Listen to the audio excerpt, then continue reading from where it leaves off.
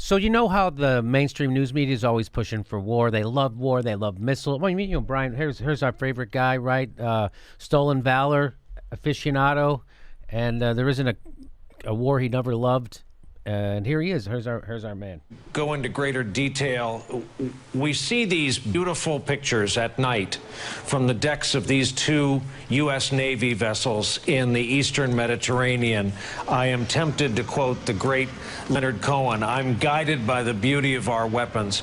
And they are beautiful pictures of fearsome armaments making what is for them a brief flight over to this airfield. What did they hit? Yeah, beautiful. What did they hit? By the way, what do bombs hit? By the way, what happens when a bomb, that beautiful thing, look how pretty. What happens when it lands? We always show them taking off. We never show what happens when they land because we're the American Western media and we're here to manufacture consent for more war. And evoking the guy that wrote one of the greatest love songs of all time to talk about missiles. Yes. Oh.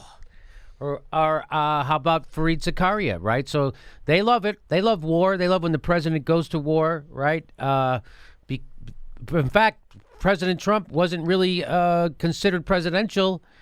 When did he get? When was he? Fareed, it's day 78 of the Trump presidency. What changed last night? I think Donald Trump became president of the United States. I think this was actually a big moment because we always like war, and I look like I'm an intellectual, but I'm really not, and I'm just gonna, again, war is great. And look at president finally bombed somebody. He's my president. Whew, okay, and even here's a guy who I normally agree with, Van Jones. This guy's normally on it. Here's what he had to say about when Trump finally started bombing Syria. This is Van Jones, usually on the right side of things. He did something tonight that you cannot take away from him. He became president of the United States. Cannot take that away from him. He became president of the United States. All you got to do is bomb somebody. That's not threatening us. By the way, that's key. You have to bomb someone who's not threatening us, and that's when you become presidential. I'm pretty sure there's just a military-industrial complex autopilot button that you just push each morning at the White House. I'm pretty sure. I don't see how he did anything. Right. I'm with you. So here is a guy named Kyle Griffin, and he's, I'm sure, a nice person. And he works for Lawrence O'Donnell, I like Lawrence O'Donnell over at MSNBC. But I'm showing you this just to show you, again, so he's tweeting out, this is the guy who's producer for The Last Word, and he's retweeting Donald Trump's tweet. This is from August 8th.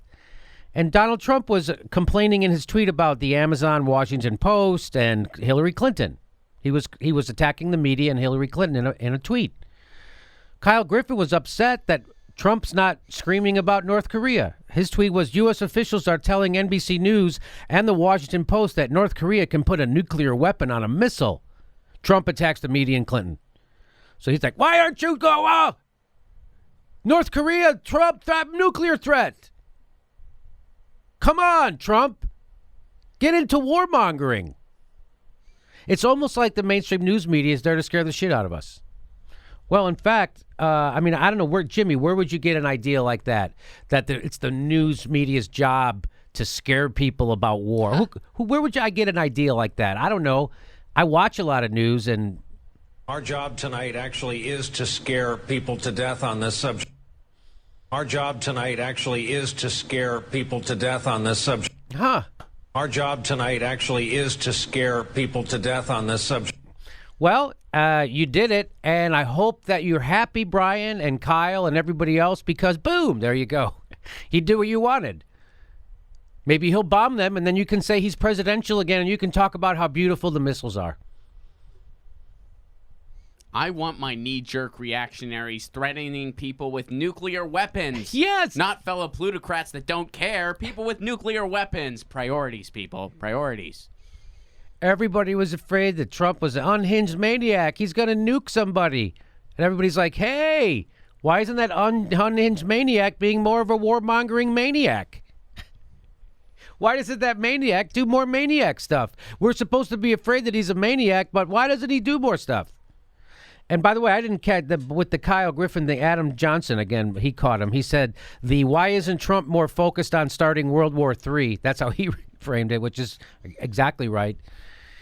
Why isn't Trump more focused on starting World War III MSNBC crew always gets its wish, and it's always bad. So he tweets out that Kyle's tweet, and then he shows, Trump's being bellicose and threatening nuclear war. Are you guys happy? It's almost like it's their job to scare the shit out of the American people into a war. Anything? You know, I just read from the Heritage Foundation, they sent out an email today. That's a conservative think tank. And it said, our current president is unlike any other who came before him. Ha ha! It should come as no surprise that he doesn't act like a politician. That's it?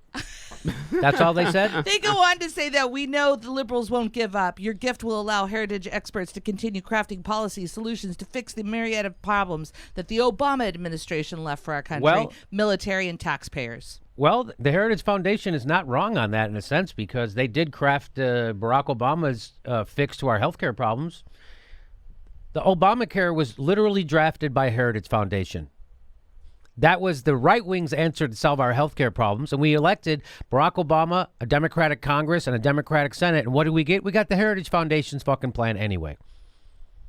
We're getting off course.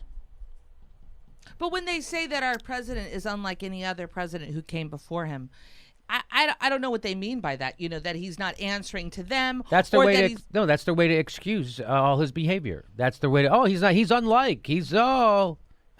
He's different. Yeah, he is.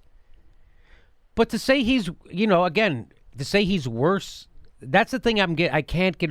Everyone's pretending like Trump is the big problem. Trump is a problem, but he's a symptom of a bigger problem. And he attaches an ugly face to what we're doing. To the stuff we're doing. So great job, Adam, for catching that. Shame on MSNBC. Shame on Brian Williams.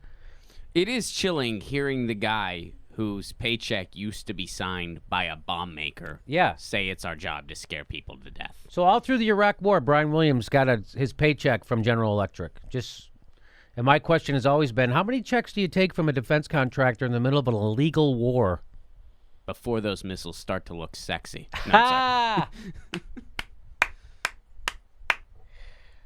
Again, what is the news media's job again when it comes to war? Is it to give us information so we can make a sober decision, or is it to what exactly are they supposed to do? Our job tonight actually is to scare people to death on this subject.